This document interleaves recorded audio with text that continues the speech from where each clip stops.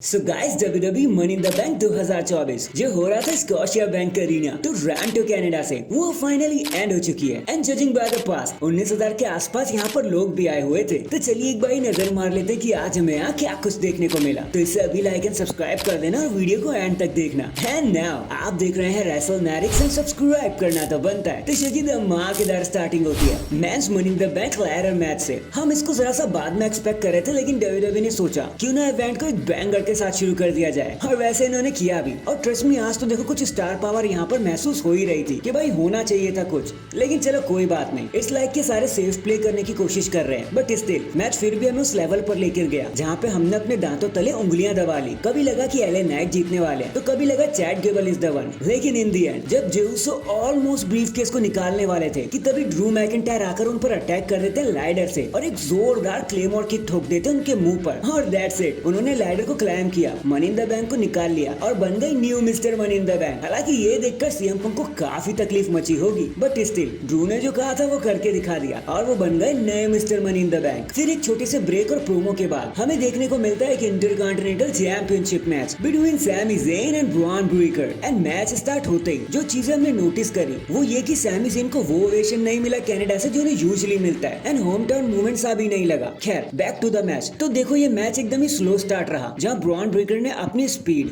And अपनी चीजों को शो ऑफ करना शुरू कर दिया कि मेरी ताकत देखो, बट फिर धीरे धीरे करके सैमी ज़ेन ने मैच में पकड़ बनानी शुरू कर दी। लेकिन कहीं ना कहीं इनके बीच में केमिस्ट्री मिसिंग लग रही थी। Most of the time arena शांत ही था, बट पता नहीं कहां से दिस इज ऑसम की चैंट्स भी मिल गए बाद में। But in the end Bron Breakker जब एक स्पीयर लगाने वाले होते हैं तो सैमी ज़ेन उन्हें किक मारकर रोक देते हैं, देन एक हिलुआ किक लगा देते हैं और फिर 1 2 3 एक ही हिलुआ किक में ब्रॉन ब्रेकर का काम खत्म हो जाता है और सैमी ज़ेन अपने टाइटल को रिटेन कर लेते हैं। बट ट्रस्ट मी WWE ने खुद ही अपने हाथों से अपने फ्यूचर को बरी कर दिया, क्योंकि वी स्टिल थिंक कि ब्रॉन ब्रेकर को जीतना चाहिए था। बाकी अब क्या ही कर सकते हैं भाई, Sami does it again. Next हमें एक न्यूज देखने को मिलती है जिसे कोडी रोड्स ब्रेक करते हैं कि अक्टूबर 5 2024 को WWE अपने पुराने पेपर व्यू को वापस लाने वाली है जिसका नाम होगा बैड ब्लड। इसके लिए तो देखो एक्साइटेड होना बहुत बनता है, क्योंकि ये इवेंट 20 साल के बाद वापस आ रहा है। होप WWE सिर्फ इसको गिमिक बनाकर नहीं रखेगी। But back to the event जहाँ हमें द होस्ट स्टेरिस देखने को मिलती है, जो सबसे कहते हैं कि भाई आप लोग मजाक तो कर रहे हो ना। जिसके बाद वो अचानक से the 16 time world champion John Cena को इंट्रोड्यूस कर देती हैं। एंड जॉन सीना एक न्यू टी शर्ट डिजाइन के साथ हम सबको सरप्राइज कर देते हैं। सब शॉक हो जाते हैं उन्हें देखकर। एंड इससे बड़ी शॉकिंग न्यूज तो तब होती है जब जॉन सीना रिंग में आकर अपनी रिटायरमेंट ही अनाउंस कर देते हैं। एंड यहाँ तक कि वो ये बोल देते हैं कि रेसलमेनिया 2025 है ना, वो उनकी लाइफ का फाइनल रेसलमेनिया होने वाला है। और बस इतना सुनते ही हम सब तो पागल हो गए भाई कि भाई ये किस तरीके की बात कर दी अचानक से, जॉन सीना ने ऐसा क्यों कह दिया। जिससे देखो इतना तो हमें पता लग गया कि एटलीस्ट जॉन सीना रेसलमेनिया 2025 में तो नजर आएंगे ही। जिसके बाद थैंक यू जॉन सीना की चैट्स भी लगने शुरू हो गए।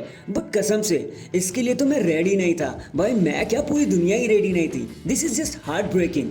कसम से ये दिन देखो आना था, हमें भी पता है, लेकिन इस तरह आ जाएगा ये हमने अंदाजा नहीं लगाया था। तो हैशटैग थैंक यू सीना। खैर इस दर्दनाक न्यूज के बाद हम चलते हैं हमारे नेक्स्ट मैच की तरफ, which is Seth Rollins versus Damien priest, a world heavyweight championship match. And जिस तरह से ये मैच स्टार्ट हुआ ना, कसम से अब लगने लगा था कि हमें चैंपियनशिप मैच देख रहे हैं। एकदम फास्ट पेस एक्शन, जैसे दोनों ही स्टार्स ना जाने इस मैच का कब से वेट कर रहे थे। एंड दोनों के दोनों कोशिश कर रहे थे कि मैच जल्दी से जल्दी खत्म कर लिया जाए, स्पेशली डेमियन प्रीस्ट, क्योंकि वो बार बार एंट्रेंस वे पर ही देखे जा रहे थे कि कहीं ड्रू मैकिंटायर ही ना आ जाए। लेकिन उनका ये नाइटमेयर जल्दी ही सच हो गया, क्योंकि मैच एंड होने से पहले ही ड्रू मैकिंटायर कैश इन करने आ जाते हैं एंड इस मैच को ट्रिपल थ्रेट मैच में बदल देते हैं। लेकिन जैसे ही ड्रू मैकिंटायर जीतने वाले होते हैं कि तभी सीएम पंक वहां आ जाते हैं और उन्हें कुत्ते की तरह मारने लगते हैं, कभी स्टील चेयर से तो कभी टाइटल बेल्ट से। एंड क्योंकि सेथ रॉलिंस पिक्चर से बाहर कर दिए गए होते हैं पहले से ही, तो उसका पूरा फायदा डेमियन प्रीस्ट को मिलता है। एंड साउथ ऑफ हेवन लगाकर डेमियन प्रीस्ट अपने टाइटल को रिटेन कर लेते हैं और ड्रू मैकिंटायर का कैश इन फेल हो जाता है। बट फिर Seth Rollins and CM Punk के बीच में आर्ग्यूमेंट शुरू हो जाते हैं, जिसे कोरी ग्रेव्स रोकते हुए नजर आते हैं कि भाई यहाँ मत लड़ने लगो। नेक्स्ट हमें गंथर की गेम्स देखने को मिलती है, जहाँ पर अब ये चीज ऑफिशियल हो जाती है कि गंथर लड़ेंगे अब डेमियन प्रीस्ट से summer slam for the world heavyweight championship. और हमें गंथर के कुछ पावर मूव देखने को मिलते हैं कि उनकी जर्नी कैसी रही। बट ये न्यूज हमें लेकर चलती है हमारे नेक्स्ट मैच की तरफ, जो होता है एक women's money in the bank ladder match. Zoey Stark versus Naomi versus Lyra Valkyria, Chelsea Green versus Iyo Sky and Tiffany Stratton. अब देखो गाइस ये मैच एकदम कॉमेडिक वे में स्टार्ट हुआ, जहाँ चेल्सी ग्रीन को छोड़कर सब बाहर ही चले गए लाइडर लेने और चेल्सी ग्रीन रिंग में अकेली खड़ी हो जाती है। एंड मैच आगे प्रोग्रेस करता है, बट चेल्सी ग्रीन अपना डर ही नहीं खत्म कर पाती, क्योंकि उनको हाइट से बहुत ज्यादा डर लगता है। लेकिन इस मैच में बहुत सारे अमेजिंग मोमेंट्स में हमें देखने को मिले। मेंस लाइडर मैच से तो ये काफी अच्छा था, बट फिर जब चेल्सी ऑलमोस्ट जीतने वाली होती है, उन्होंने तो ब्रीफकेस को अनहुक ही कर दिया था कि तभी ट्रिफिनी स्ट्रैटन वहां पे आ जाती है और चेल्सी को धक्का मारकर लैडर से सीधा गिरा देती है बाहर टेबल्स के ऊपर, जिसके बाद टिफिनी स्ट्रैटन अकेले लैडर पर होती है एंड ब्रीफकेस को अनहुक करके बन जाती है new Miss money in the bank, जैसा कि हमने आपको बताया ही था। तो hashtag indeed is Tiffy time. And finally ये सारी चीजें लीड करती है हमें हमारे मेन इवेंट की तरफ, जहाँ होना था एक mega tag team match, team कोडी वर्सेस ब्लड लाइन 2.0। एंड यहाँ मचता है भाई साहब असली बवाल, क्योंकि सारे ही स्टार्स एक दूसरे पर ऐसे टूटने पड़ते हैं जैसे कि इसके अंजाम की उनको कोई परवाह ही नहीं है। हर तरफ एक्शन का समय बनता रहा, bodies were flying everywhere. Specially Kevin Owens तो इतने ज्यादा फायर्ड अप थे कि सबसे ज्यादा फाइट उन्होंने अकेले ही ले ली पूरे ही मैच में। लेकिन असली चीजें तो तब बदल गई जब सोलो ने गलती से रेफरी को ही हिट कर दिया, जिसके बाद सारी लीड मिल गई टीम कोडी को और उन्होंने तो सबसे पहले सोलो सिकोवा को मारा, क्रॉस रोड दिया, आरक्यू दिया और फिर टेबल पर पटकने की कोशिश करी, लेकिन जेकब फातू आके उन्हें बचा लेते हैं, सारी टीम को एलिमिनेट कर देते हैं। जिसके बाद केविन ओवेंस जेकब को एलिमिनेट कर देते हैं। जिसके बाद जब केविन ओवेंस सारी चीजों को रैप अप कर रहे होते हैं तो एक लो ब्लो खाना पड़ता है उन्हें टोंगा लोआ की तरफ से, जो एक बोच लो ब्लो भी था।